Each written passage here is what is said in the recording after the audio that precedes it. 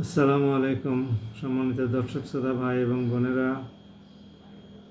সূরা আল আনামের 21 থেকে 27 নম্বর আয়াতের বাংলা তর্জমা শুনুন।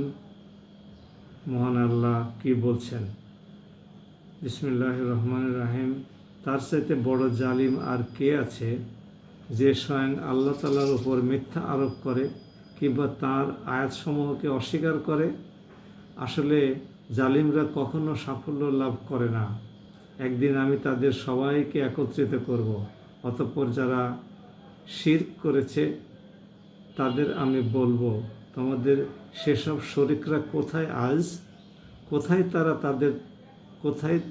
তারা যাদের তোমরা আমার সাথে শরিক মনে করতে? অতঃপর তাদের সেদিন একথা বলা ছাড়া কোনো যুক্তিই থাকবে না যে আল্লাহ তাআলার কসম, যিনি আমাদের রব, আমরা কখনো মুশরিক ছিলাম না। হে নবী, তুমি দেখো কিভাবে আজ এরা নিজেরাই নিজেদের মিথ্যা প্রতিপন্ন করেছে এবং তাদের নিজেদের বানানো কথা কিভাবে আজ নিষ্ফল হয়ে যাচ্ছে। তাদের মধ্যে এমন কিছু লোকও আছে যাকে দেখলে মনে হয় তোমার কথা সে কান দিয়ে শুনছে, কিন্তু আসলে আমি তাদের মনের উপরে পর্দা ঢেলে দিয়েছি, যার কারণে তারা কিছুই উপলব্ধি করতে পারে না। আমি তাদের কানেও ছিপি এঁটে দিয়েছি। মূলত তারা যদি আল্লাহর সব কয়টি নিদর্শন দেখেও নেয়, তবু তারা তাতে ঈমান আনবে না। এমনকি তারা যখন তোমাদের সামনে আসবে তখন তোমার সাথে বিতর্কে লিপ্ত হবে। কোরআনের আয়াত সম্পর্কে কাফিররা বলবে, এ তো পুরনো দিনের গল্প কথা ছাড়া আর কিছুই নয়। তারা যেমন নিজেদের তা শোনা থেকে বিরত রাখে, তেমনি অন্যদেরও তা থেকে দূরে রাখে। এ দিয়ে মূলত তারা নিজেদেরই ধ্বংস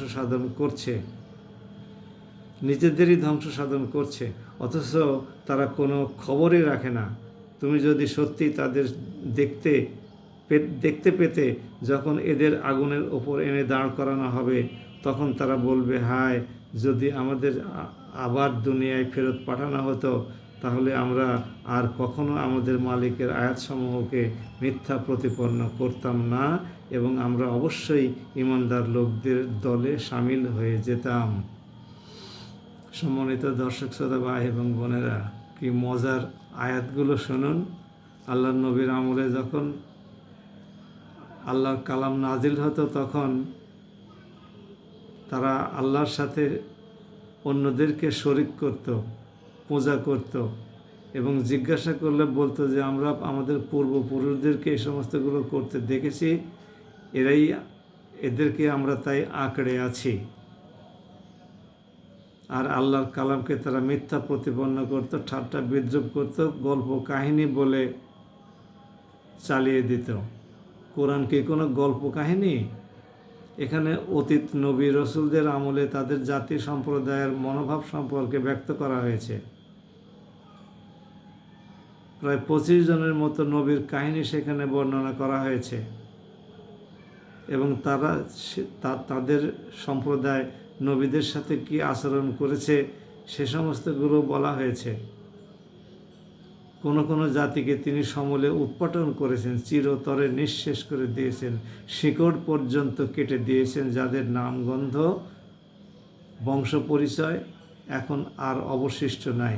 আমরা বরং তাদের নাম ঘৃণা ভরে স্মরণ করি এবং তাদের আদর্শকে প্রত্যাখ্যান করি। কাফির এবং মুশরিকরা যখন দোজখের ভয়াবহ আযাব প্রত্যক্ষ করবে, তখন তারা আফসোস করে বলবে যে আমরা নবীদের কথা না শুনে কি অপরাধ করেছি। আমাদেরকে আবার দুনিয়ায় পাঠিয়ে দিলে আমরা সব ভালো ভালো কাজ করে আসব এবং আল্লাহর আয়াতকে অস্বীকার করব না। সোনার চাঁদ পিতরা ঘুঘু, চাইলেই যেন দুনিয়াতে আবার আসা যাবে। দুনিয়া থেকে আবার পাঠানোর জন্য আল্লাহ রাব্বুল আলামিন জান কবজ করে নিয়ে গিয়ে তাদেরকে জাহান্নামের সামনে দাঁড় করাবেন।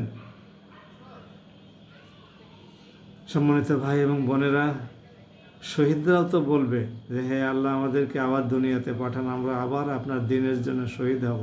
মানে জান্নাতের এত নাজ নিয়ামতের মধ্যে তারা থাকবে যে সেখানে তারা আবার শাহাদতের কামনা বাসনা আল্লাহর কাছে পেশ করবে।